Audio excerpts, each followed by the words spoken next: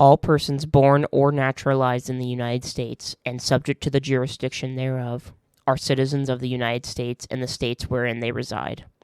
No state shall make or enforce any law which shall abridge the privileges or immunities of citizens of the United States, nor shall any state deprive any person of life, liberty, or property without due process of law, nor deny to any person within its jurisdiction the equal protection of the laws.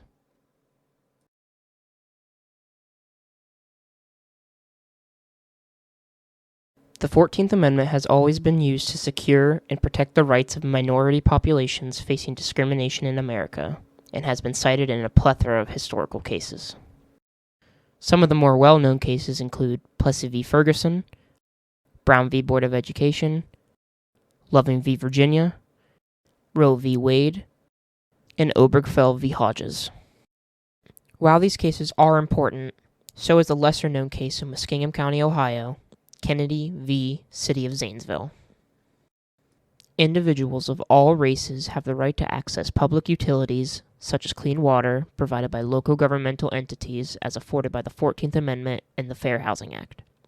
The African American residents of Zanesville, Ohio's Coal Run neighborhood, who were systemically and intentionally denied public water for over 50 years, serves as a microcosm for rights protected and rights denied to minority communities nationwide. A stone's throw from I-70, you'll find a small neighborhood of families, most of whom are related. This is Coal Run Road and Langan Lane, located in Muskingum County, Ohio.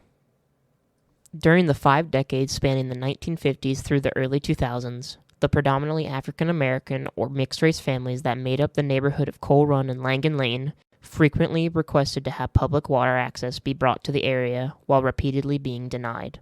This left the residents no recourse but to file a civil rights lawsuit against the city of Zanesville in 2002, leading to a 6-year-long legal battle based on the illegal discrimination faced by the residents of the two neighborhoods. Kennedy et al. V. City of Zanesville et al. The Coal Run residents won the case because of the protections afforded by the 14th Amendment and the Fair Housing Act. The jury found that the county had systemically denied the black residents the basic necessity of clean water access because of their race. One of the 68 plaintiffs in the case stated that, where the white people stopped, the water stopped. The jury agreed. Due to the lack of public water access, residents relied on springs, rain barrels, wells, and cisterns. However, this water was rife with heavy metal contamination, sulfuric acid, and harmful minerals from the defunct coal mine once located in the same area as the neighborhood. Many residents, like Marvin Kennedy, testified that they had attended multiple meetings asking for water in 1954, 1955, and 1958, and some that took place before the construction of a water line close to the Coal Run neighborhood. The lack of water was burdensome and unsafe. Bernard Kennedy, a Coal Run plaintiff, testified that his cistern would be polluted with insects and mice, and he would turn on the faucet and a bug would fly out. Throughout the 1950s and 60s, water access still did not extend to Coal Run as the city of Zanesville, local water authorities, and the county declined water access to residents, stating reasons such as water pressure issues, lack of available taps, or generally just not responding at all. As time passed, Coal Run residents continued attending township meetings, water authority meetings, collecting signatures for petition, and even discussing with workers at the Zanesville Water Works their willingness to pay for public water access. Some of the plaintiffs even offered to buy their own pipes and install them, if only the agencies would give permission. When asked about well water in the Coal Run Langan Lane area, Jerry Kennedy, the leading plaintiff in the court case, stated that he couldn't use none of it. It was blood red, blood red. As a result of this constant refusal, residents of the Coal Run Langan Lane neighborhoods had to be innovative with their scarce water supply, such as sharing bath water and saving dishwater. Jerry Kennedy also recalls he had to melt snow to make coffee. The defendants contended Coal Run was not the only area without public water access in Muskingum County. In fact, the defense attorney stated that no one ever showed up and asked for water, and a large part of Muskingum County still doesn't have running water today. Plaintiff after plaintiff testified that throughout the 80s and 90s, there were numerous conversations held with officials, but public water didn't make it to the neighborhood of Coal Run and Langan Lane. A plaintiff stated that they stereotyped us as poor, uneducated black folks who didn't have a sense to ask for water. The defendants countered that there were only 1 or 2 requests for water in the last 50 years from those living in Coal Run. Ironically, water lines were being constructed all across Muskingum County, as far as 15 miles from the Zanesville Waterworks, but none went to the Coal Run Langan Lane neighborhood, despite the distance of less than 2 miles to the waterworks. When a white family moved in next door, plaintiff Jerry Kennedy noticed that they were watering their lawn, and they'd be out there with a hot tub on the porch, and I was still going down the road to the local water treatment plant with a pickup every day. Just before the civil rights lawsuit was filed, one commissioner said in a meeting that 4 plaintiffs, including Jerry Kennedy, attended, that their grandchildren's grandchildren would not have water, and that the only way they were getting water in that holler was if President Bush dropped 2 spiral bombs. It wasn't always adults affected by the lack of public water access. Many of the children who grew up on Langan Lane or Coal Run Road were also plaintiffs.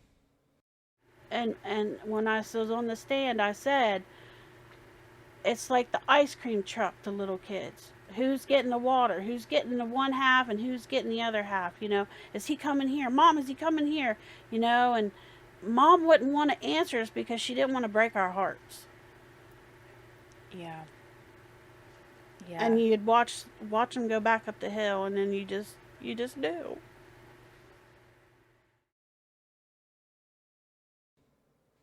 After a 6-week trial and 2 weeks of deliberation, the jury found the defendants in violation of the 14th Amendment Equal Protection Clause and the Fair Housing Act because of discrimination solely on the basis of race. While the plaintiffs were awarded several $1 million, much of that was consumed by attorney fees and taxes. Even though they legally won the lawsuit and actually received public water in 2008, plaintiffs continued to live with the trauma and knowledge that their race prevented them from accessing clean public water. In Kennedy v. City of Zanesville, the Fair Housing Act was violated based on the systemic and prolonged refusal to provide basic services, such as clean water, by the City of Zanesville, Muskingum County, and local water authorities. Additionally, the Equal Protection Clause of the 14th Amendment was also breached on the basis that the residents were denied public services afforded to predominantly white communities in Muskingum County.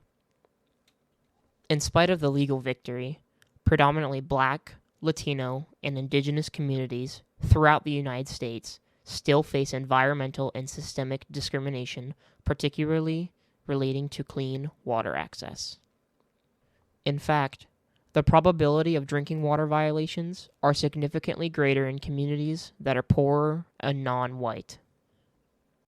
Some communities affected by water crisis that are not weather-related include Uniontown, Alabama, indigenous communities in Alaska and Hawaii, the Hopi Reservation in Arizona, Nogales, Arizona, Navajo Nation, Arizona, New Mexico, and Utah, San Carlos Apache Reservation, Arizona, East Arosi, California, East Chicago, Indiana, Lake Charles, Louisiana, St. Joseph, Louisiana, Tulare, Louisiana, Flint, Michigan, Syracuse, New York, South Memphis, Tennessee, Beaumont, Texas, and Milwaukee, Wisconsin.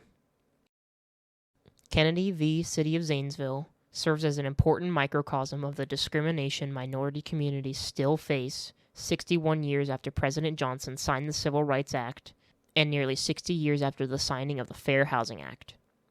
While the 14th Amendment and the Fair Housing Act provide protections to people on the basis of race and ethnicity, it is the responsibility of the local, state, and national authorities to protect these rights and advocate on behalf of the minorities most affected. As the Kennedy v. City of Zanesville victory demonstrates, however, it is too often left to heroic individuals, like Jerry Kennedy, to fight relentlessly for their own rights.